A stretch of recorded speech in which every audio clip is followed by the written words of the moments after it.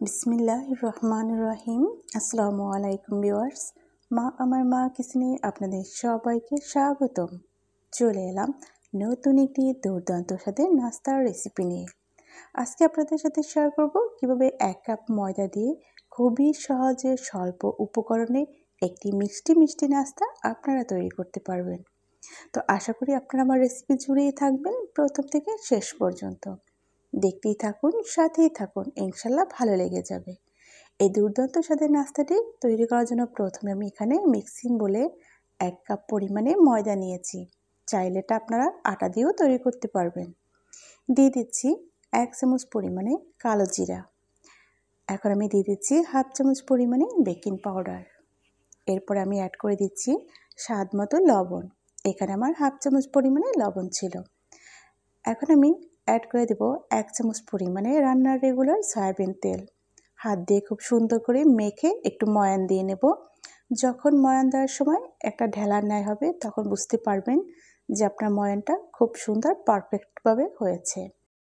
ময়ান দেওয়া হয়ে গেলে অল্প অল্প পানি দিয়ে আমি খুব সুন্দর একটি ডো তৈরি করে নেব। এই ডোটা অতিরিক্ত শক্ত কিংবা অনেক বেশি নরম হবে না, একদমই মাঝামাঝি পর্যায়ে হবে। দেখতে পাচ্ছেন ডোটা কিন্তু তৈরি হয়ে গিয়েছে। ভিডিওটি দেখার শুরুতে অবশ্যই একটি লাইক দিয়ে ভিডিওটি কন্টিনিউ করবেন। ডোটি সরাসরি আমি বটির উপর নিয়ে উপর দিয়ে খুব সুন্দর করে একটু ময়দা ছিটিয়ে দিয়েছি। এখন আমি একটি বেলনা দিয়ে খুব সুন্দর করে একটি রুটির আকারে বেলে নেব। আমরা প্রত্যেক দিন যে রুটি তৈরি করি সকালে নাস্তার জন্য, তার থেকে একটু মোটা আকারে রুটি তৈরি করে নেবেন। আমি কিন্তু খুব সুন্দরভাবে বড় একটি রুটি তৈরি করে নিয়েছি। আমি একটি কুকি কাটার নিয়েছি। আপনাদের হাতের কাছে যদি একান্তই কুকি কাটার না থাকে তবে যে কোনো কিন্তু কৌটার মুখ দিয়েও একই সাইজের এইরকম নাস্তার শেপ দিয়ে নিতে পারবেন। আমার হাতের কাছে কুকি কাটার ছিল, তাই কুকি কাটার দিয়ে আমি কেটে নিয়েছি। যদি এরকম একই মাপে আপনি কেটে নেন তবে নাস্তাগুলো কিন্তু সবই একই সাইজের হবে, দেখতে সুন্দর লাগবে। যখন এগুলো কাটা হয়ে যাবে ঠিক ওই মুহূর্তে বাড়তি অংশটুকু আমি রেখে দিয়েছি। প্রথমে এখান থেকে আমি একটি ছোট রুটি লেচি নিয়ে দেখতে পাচ্ছেন সমানভাবে প্রথমে চাপ দিয়ে নিয়েছি। এখন উল্টো করে আবারও 2 সাইড সমানভাবে চাপ দিয়ে নিয়েছি। তো দেখতে পাচ্ছেন তৈরি হয়ে গেল একটি সিম্পল পিঠা কিংবা নাস্তা। ঠিক সিমের ভিতরে যেরকম একটা ফুল দেখা যায় সিম আসার আগে, ঠিক এই নাস্তাটা ওরকমই হবে।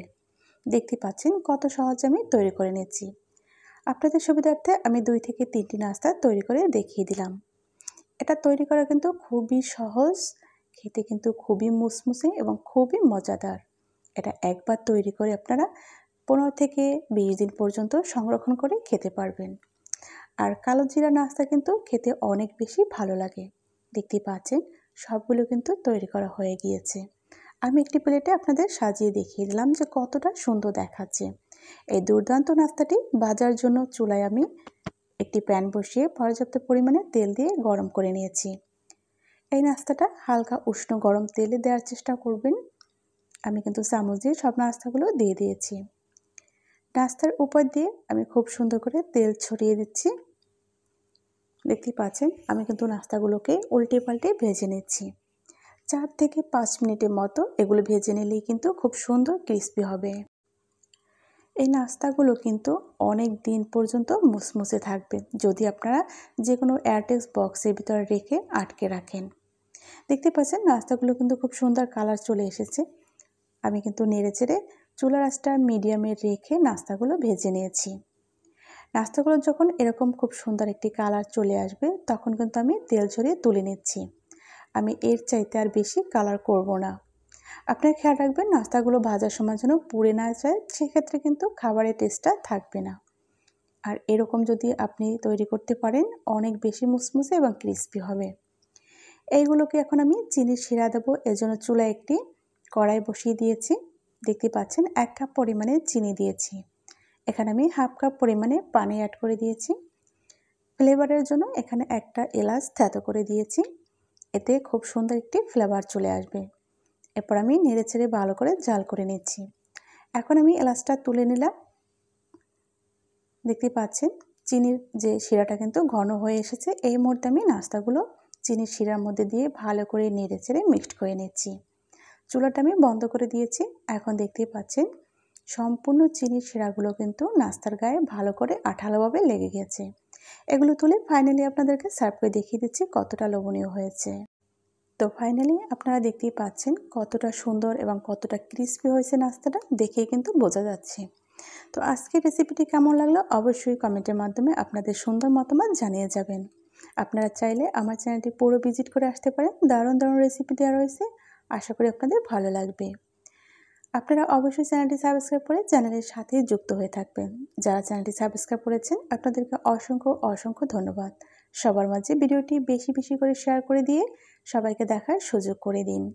আশা করি আপনারা আমার পাশে থেকে আমাকে ফুল সাপোর্ট করবেন। আজ তবে এখানেই বিদায় নিচ্ছি। দেখা হবে আগামীতে নতুন কোনো রেসিপির সাথে, নতুন কোনো ভিডিওর সাথে। ইনশাল্লাহ সে পর্যন্ত সবাই ভালো থাকুন, সুস্থ থাকুন। আল্লাহ হাফেজ। আসসালামু আলাইকুম রহমতুল্লাহি আবরাকাতুহু। আপনারা যে যেখান থেকে আজকের ভিডিওটি দেখেছেন আপনাদেরকে অসংখ্য ধন্যবাদ।